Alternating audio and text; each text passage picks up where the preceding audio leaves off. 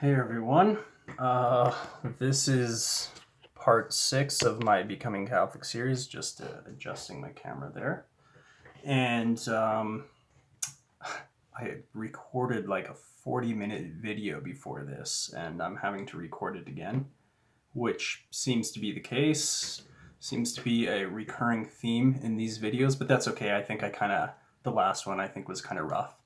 I don't think I did too well on it, but so let's get this started. So, part 6 in the Becoming Catholic series. In the previous parts of this series, I talked about the reasons I left the Protestant Church and the reasons I was drawn towards the Catholic Church. The reasons for leaving the Protestant Church were numerous, anything from some of the doctrines to what I perceived as an inability to deal with a growing secular world. And a lack of ability, a lack of will, even if there was the will there, just a lack of structure within the church that was able to influence government and have power. And so being drawn to the Catholic Church, I was drawn by tradition, everything like that. And some of the doctrines, then I started listening to a Catholic exorcist named Father Chad Ripperger. And in listening to him, it gave me some spiritual insight into the nature of the Christian faith. And that really helped. So through that, I started praying a lot more. And through praying, then I was drawn towards the Catholic Church. Now, before I could get into the Catholic Church, before I was fully on board with converting, I had to overcome 2 obstacles, and that's what I'm going to be talking about in this video. And those 2 obstacles were Sola Fide, the Protestant doctrine of Sola Fide, which means by faith alone, and my view of the Reformation. And if you don't know what the Reformation is, I'm not going to tell you because you need to go do some research. You should know what the Reformation is. Let's assume that there's maybe some non-Christians watching, or some, people who've never learned about history, or young people or whatever. Okay, so the Reformation was something that happened in the 1500s. And I'm not going to get into the entire history, but it was a breaking away of a bunch of churches from the Catholic Church. I don't like the way I'm putting that, but that's just, me putting it quickly. Okay, so let's get into this here then. Yeah, so the Reformation, I'll start with that. I saw the Reformation as a good thing when I was a Protestant, and even when I was leaning against being a Protestant, I was like, yeah, it's a good thing. I saw it as good men revolting against a corrupt Catholic Church. And, so when I would hear, let's say, Catholic apologists criticizing the Reformation and the Reformers, I was kind of put off by that. And I was bothered by it, but not in like the, how can they say that? It was more like, well, I guess it kind of was. How can they say that? But, I wouldn't say that I was very offended. I just thought they were being kind of ridiculous, which it turns out that I was being the one ridiculous because I was just ignorant. And I'd seen these. I saw these reformers as heroes of the faith who were persecuted by a corrupt Catholic Church. That's really what my view of the Reformation was. And as I began to learn more and more about the faith, I began and more kind of seeing what was happening in the world, like in Western society. I was looking at this idea of the Reformation, and I was saying, maybe this thing wasn't such a good thing after all, because It really seems like the Reformation, if it didn't happen, um, the world we live in would be a much better place and would be a lot less godless. That's, that's what I started to think because of um, just it's hard to explain why I had that view in a short amount of time, so I'm not going to get into it. But uh, yeah, so because it's like Christianity is so divided, and since it's divided, it can't fight against evil, right? Like, I mean, Jesus said this, a house divided against itself cannot stand. So I mean, again, you're a Protestant, sola scriptura. How do you figure that Christianity is going to stand if it's divided against itself, right? And so if you believe that, you should understand that the Protestant Reformation was a terrible thing. I mean, biblically speaking, it's a terrible thing. Of course it is. So then that kind of starts, if once you start thinking the Reformation is a terrible thing, you're like that close to becoming a Catholic as a Protestant, because um yeah, I mean, there's some implications to that. Okay, so but that yeah, so I thought this, but then I was like, well, maybe it was they were just misunderstanding each other, and there was wrongs done on both sides, and if the Catholic Church maybe would have acted differently here, and some of the reformers would have acted differently here, maybe it would have never happened. It's unfortunate, you know. And so again, but if you start thinking that way, you're like that close to becoming a Catholic. And that's where I was at, like maybe a month or two before I decided to convert. Probably like more probably about a month to a few weeks before I decided to convert, because I had come to this conclusion. And then I started thinking in this sort of dialectic, which was that I was like, hey, if the majority of Christians believe a certain doctrine, maybe before dismissing this doctrine, we should consider whether there's any truth to it. Maybe we shouldn't just dismiss doctrines that the majority of Christians have believed for the majority of history. And that's the dialectic in which I started to think. And I was like, again, once you start thinking that way, again, it's hard to remain a Protestant, because, especially an evangelical, I mean, it's nearly impossible to remain an evangelical, because then you look at something like infant baptism and you're like, yeah, that's not believing against infant baptism isn't a Christian belief. And so, yeah, let's look at that dialectic a little bit.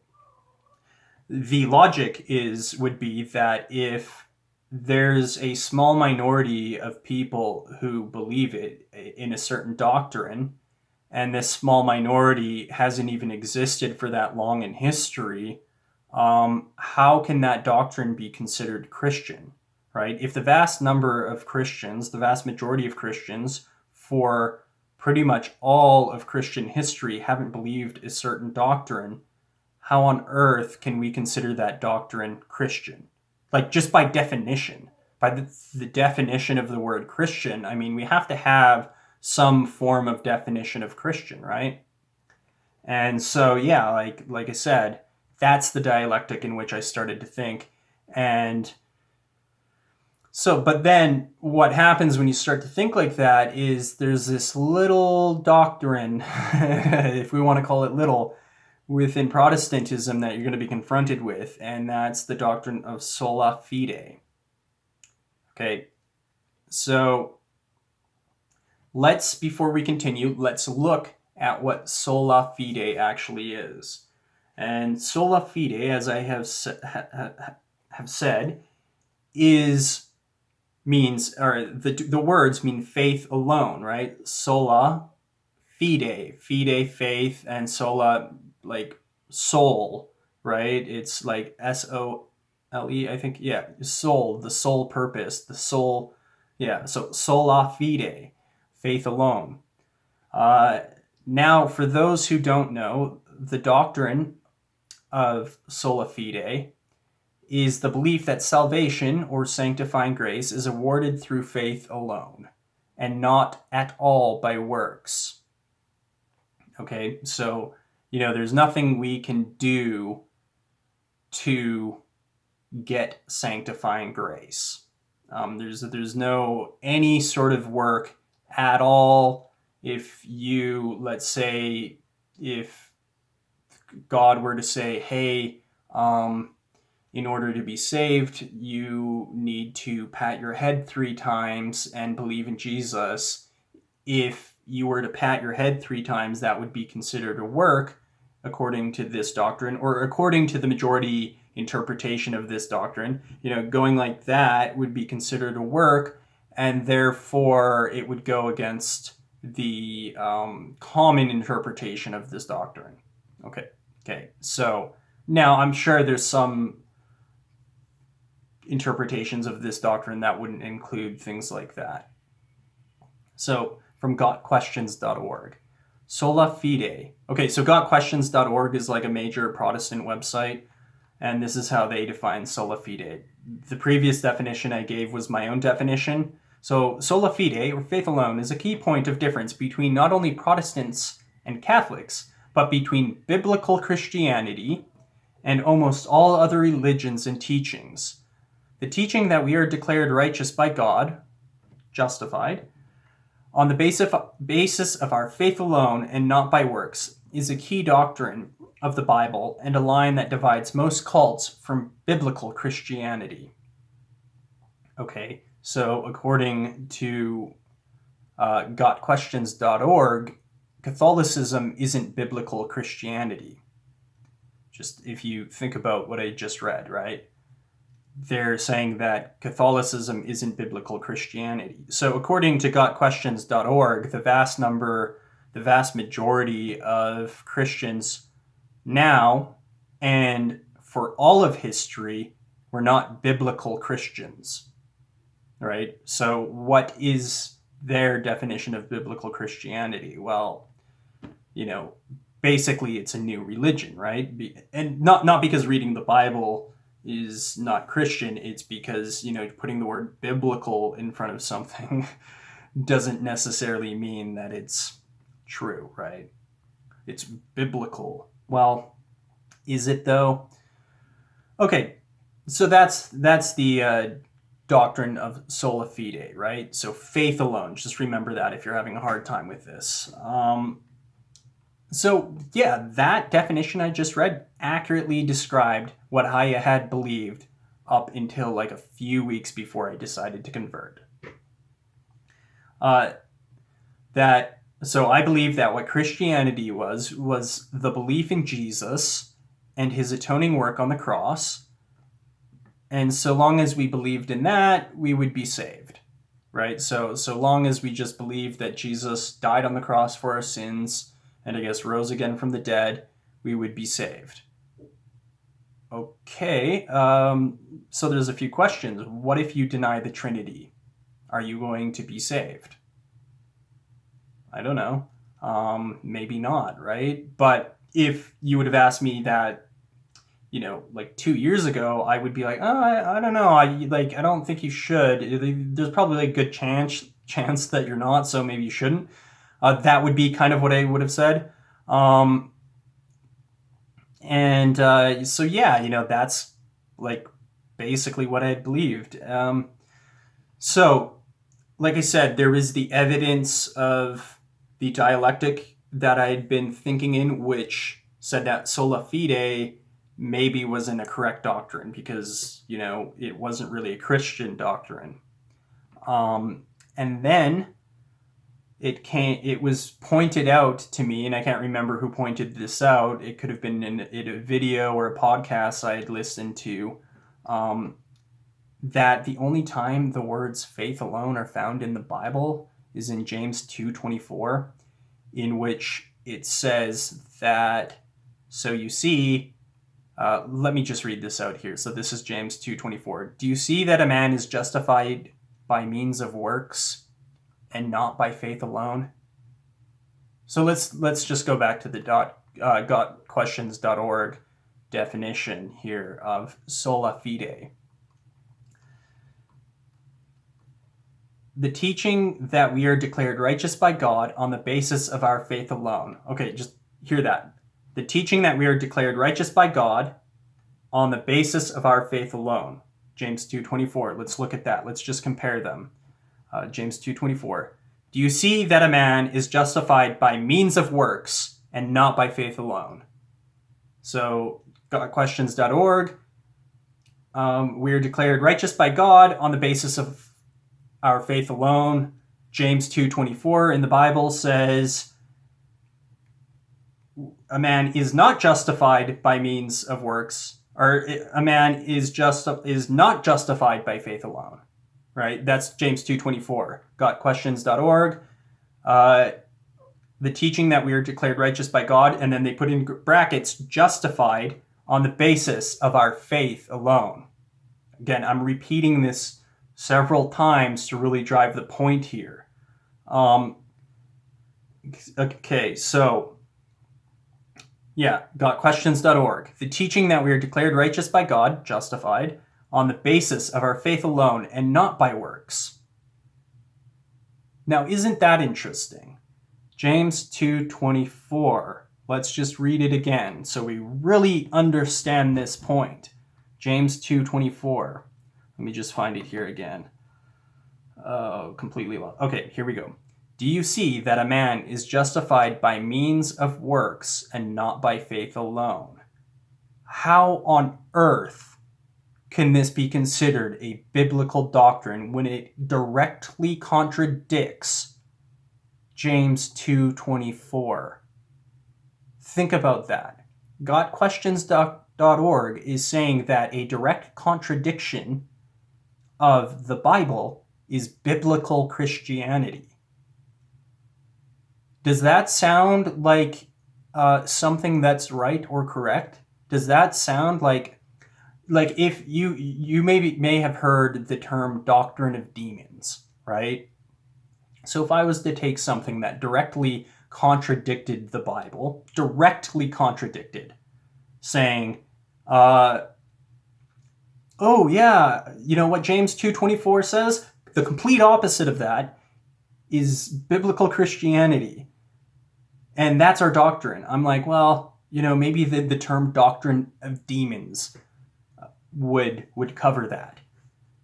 Okay, so now I had read James 2:24. Somebody pointed this out, and I was like, oof. Well, it's not looking good for Sola Fide, but I didn't want to let go of the doctrine. Now let's ask why. Okay.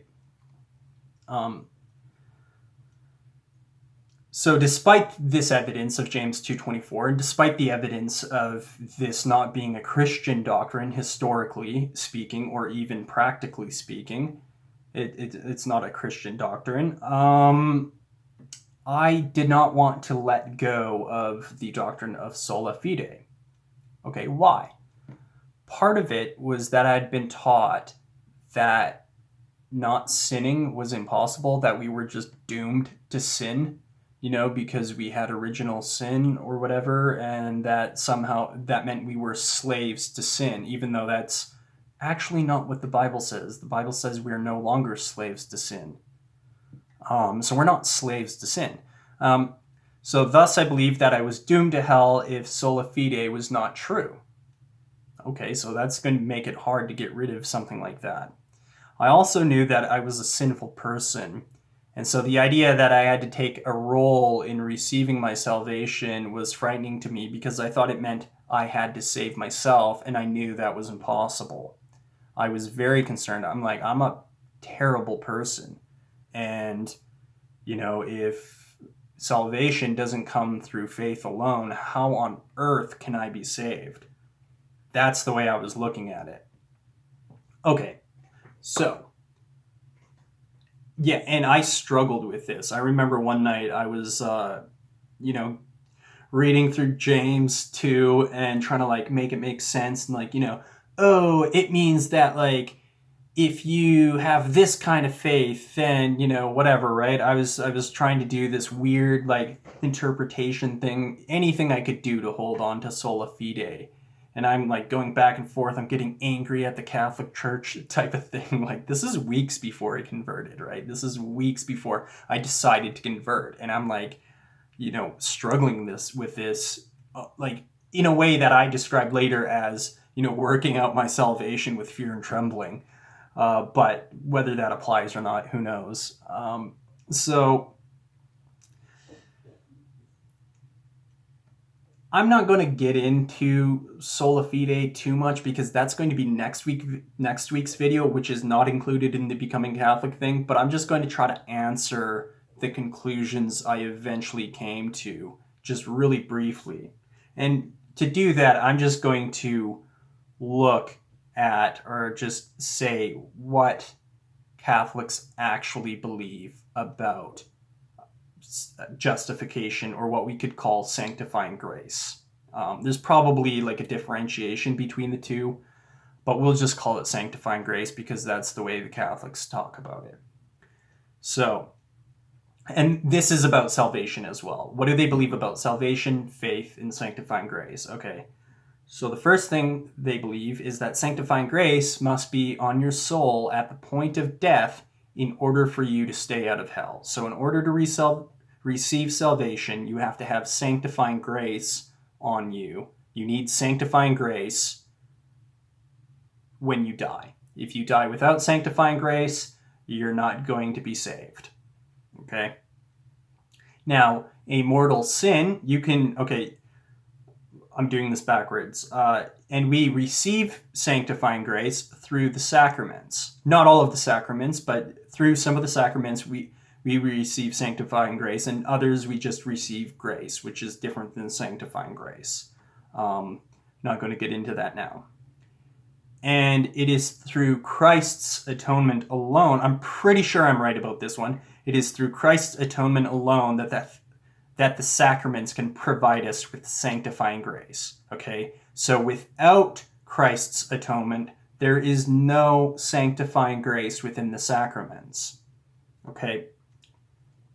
So, again, you need sanctifying grace on your soul when you die in order to be saved. If you die without sanctifying grace, you're going to go to hell.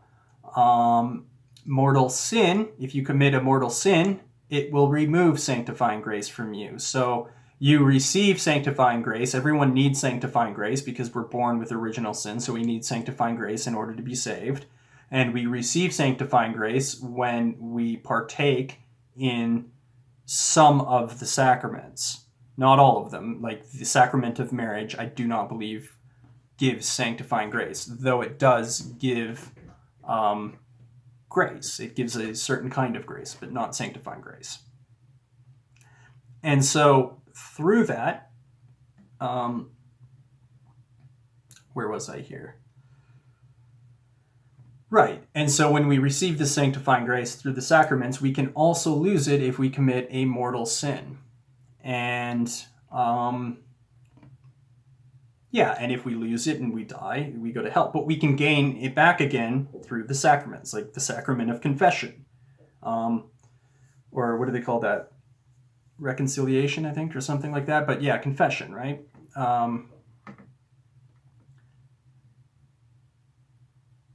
Okay, now why am I saying this? Okay, so that's what Catholics actually believe. Now, just a kind of like preview to the next video. So let's go back to what I had believed, which is that I was like, I cannot earn my salvation, and that's 100% correct. But what I came to understand is that you're not earning your salvation when you participate in the sacraments. And this is like something that I'm still coming to understand, still coming to get, right? But when you're participating in the sacraments, you're not earning your salvation. Of course not. Like I said, tapping on your head isn't earning your salvation. If that was a requirement for you to be saved, would you be like, oh, that's a work? Oh, yeah, it is a work, but you're not earning anything. Like, if I'm getting paid $1 million an hour to do nothing, or the only thing I have to do in an hour to earn $1 million is like snap my fingers, would you say that I worked to earn that money? I mean, I did. I had to go like that. That was a work. But would you say that I like that constituted enough value to earn $1 million? No, you wouldn't. You would say there's no way I had properly earned that $1 million, right? In fact, you might even describe that as a free gift.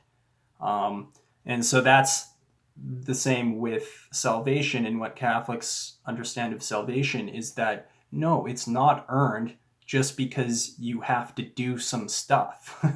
Just because you have to do some stuff, it doesn't mean that it's earned. And I'll get more into this next week, which again, that's not in the series of Becoming Catholic, but I just found this topic to be really, really interesting and like deep, that I wanted to like really go into Sola Fide and talk about it. Okay, so again, once I started to understand that, I decided, hey, like I'm going to give this thing a go. I'm going to go down to the Catholic Church. If I don't like it, or if I feel like it's wrong, I don't have to stay there, right? So I went down there, went down to the local Catholic Church. I attended a mass on a Saturday evening. It was wonderful. It was great. And, I never stopped going back.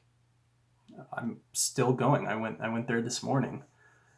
First time back after the COVID thing. But yeah, it was great. And, yesterday I had my first confirmation class, which was awesome.